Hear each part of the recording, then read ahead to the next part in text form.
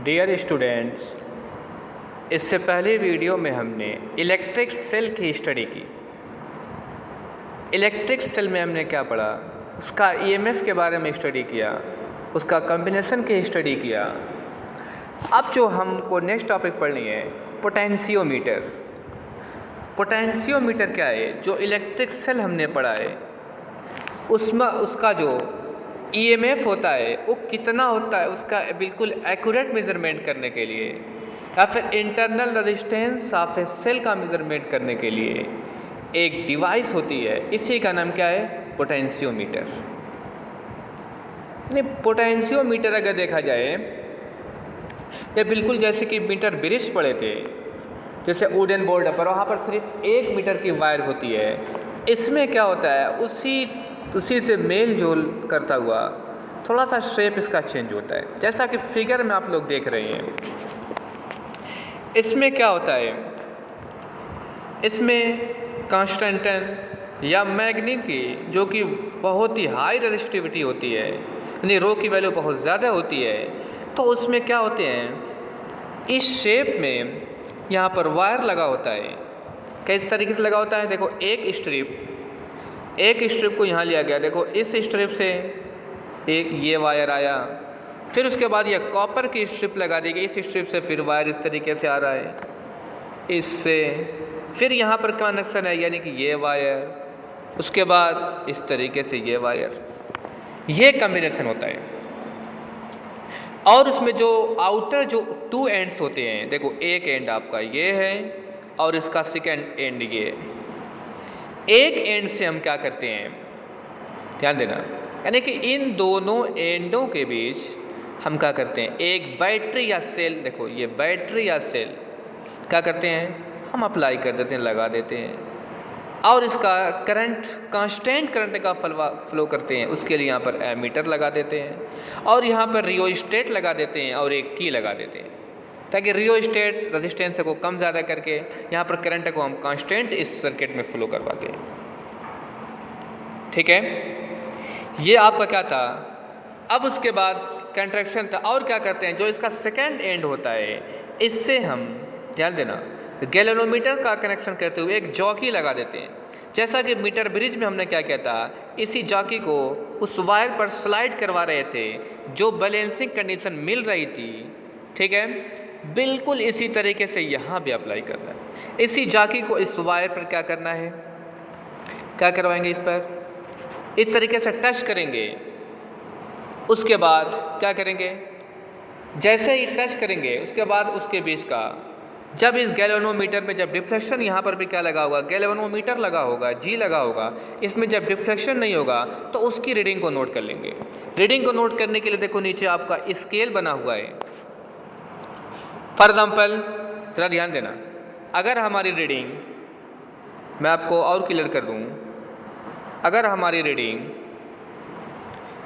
For example, इस point को हमने टच कर दिया, अब बात रीडिंग कितनी होगी, तो कॉमन सेंस है, ये 100 मीटर वायर लगा, वहाँ से स्टार्ट कर दिया जाए। देखो 100 मीटर, राइट। उसके बाद इसका जो रेजिस्टेंस होता है, रेजिस्टिविटी, जो कॉपर स्ट्रिप होती है, इसके रिस्पेक्ट में बहुत कम होती है, तो ये लेंथ को हम क्या करते हैं, नहीं ऐड करते हैं, निगलेक्ट कर देते हैं। उसके बाद ये 100 हो गया, फिर इस तरीके से आ जाए, यहाँ पर आ गया है, यहाँ पर सीधे से कितना इधर से शो करेंगे, तो कितना सीधे सीधे देख लिया जाए, 30 या 35, तो 135 ये रीडिंग हो गई। इस तरीके से इस रीडिंग पढ़ते हैं, या नीचे के मीटर स्केल को देखते हुए, यानी इस तरीके से जा रहे थे। अगर यहाँ कंप्लीट आते 200, फिर यहाँ आते इंक्रीज़ होती, फिर यहाँ आते इंक्रीज़ होती। ये इसकी रीडिंग पढ़ने का क्या होता है, मेथड होता है। ठीक है, ये इसका कंस्ट्रक्शन हुआ, राइट। अब बात आती है, इसका प्रिंसिपल क्या है, इसका मेज़रमेंट हम किस तरीके से करते हैं, इसकी स्टडी की। उसी फिगर को जो नीचे उधर बना हुआ था, उसको जो बुक का फॉर्मेट था, देखो इस फॉर्मेट में फिगर बना दिया है। बिल्कुल वही चीज़ है, फॉर्मेट आपका चेंज होगा, ये वाला फिगर है। देखो सब कुछ वही है। यहाँ देखो अलग रीडिंग लिख दिया है। देखो यहाँ से 100, 200, 300, 400, यानी जिधर से जॉकी वहाँ पर जाके नीचे हमने कलेक्ट किया था, यहाँ पर जाके को हमने ऊपर एंड में कर दिया है, तो उसके हिसाब से रीडिंग पढ़ेंगे, यहाँ से स्टार्ट करना है। राइट, ठीक है। अब बात आती है कि इसका हम मेज़रमेंट किसी भी चीज़ का, फॉर एग्ज़ाम्पल हमको मेज़रमेंट करना हो तो मेज़रमेंट आखिर करेंगे कैसे, इसका प्रिंसिपल क्या होगा, ठीक है, उसकी स्टडी की जाए। तो इसका सीधे सीधे जो इसका प्रिंसिपल है क्या है, इसका जो प्रिंसिपल है काफ़ी सिंपल है, देख लो कौन सा है। The basic principle of A potentiometer is that when a constant current flow through a wire of uniform cross section area and composition, the potential drop across any length of wire is directly proportional to length। ये क्या है, ये तो language हो गई। अब मैं ज़रा इसको और क्लियर कर दूँ। फॉर एग्जाम्पल जिस पॉइंट पर हमने यहाँ पर टच किया, ए से जे के बीच हमने टच किया है, क्या टच किया है, ए से जी के बीच हमने टच किया है, तो यहाँ का कुछ पोटेंशियल होगा दो पॉइंट के बीच, तो potential V is equal to क्या होता है, I इंटू आर होता है, राइट।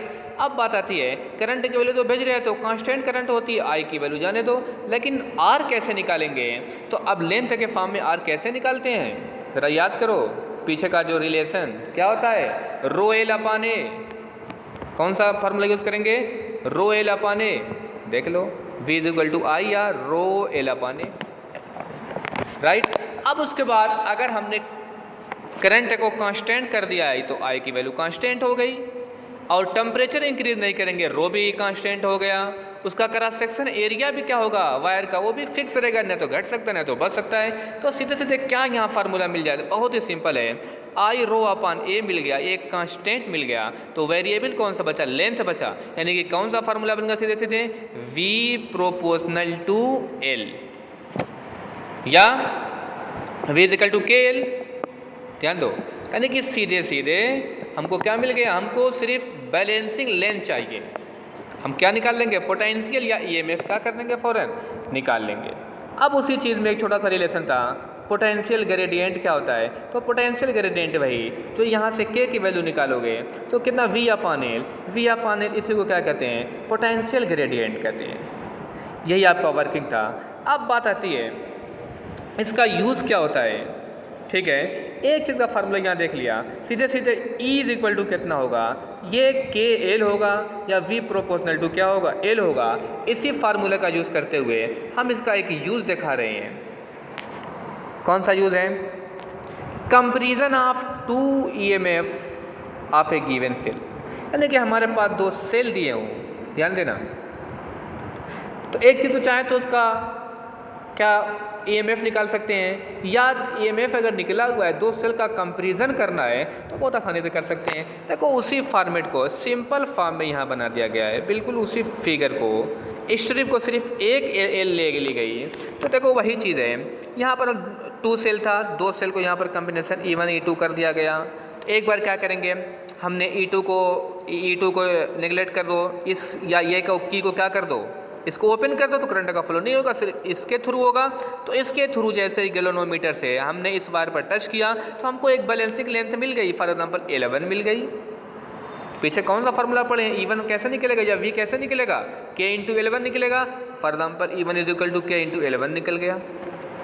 उसके बाद क्या करेंगे, अब हमको E2 को निकालना है, तो इसको ओपन कर दो, इसको क्लोज कर दो, फिर गैल्वेनोमीटर टच कराओ, तो यहाँ पर क्या देखो L2 पर मान लीजिए हमको बैलेंसिंग लेंथ मिल गई, तो सीधे सीधे E2 इक्वल टू क्या हो गया, K इंटू L2 हो गया, क्या हो गया, K इंटू L2 हो गया। अब उसके बाद दोनों को क्या कह दिया जाए, E1 एंड E2 था, ठीक है, दोनों को डिवाइड कर दो, तो E1 अपान E2, K कांस्टेंट था, कैंसिल हो गया, L1 अपान L2 मिल गया। अब जिसको चाहो फॉर एग्जांपल कंपेरिजन ही करना था, अब E1 की वैल्यू निकालना था, निकाल दी, E1 is equal to E2 L1 upon L2, अभी पता लग जाएगा, ठीक है, कौन कितना है, कंपेयर करना है। यही चीज़ थी कौन सा, हमारा पोटेंशियोमीटर, ठीक है। कभी कभी इंटरनल रेजिस्टेंस पूछ भी देता है निकालना, नहीं भी पूछता है, ठीक है। फिलहाल इतना ही। अब ये जो चैप्टर तुम्हारा चैप्टर नंबर 3 था फिनिश हो गया।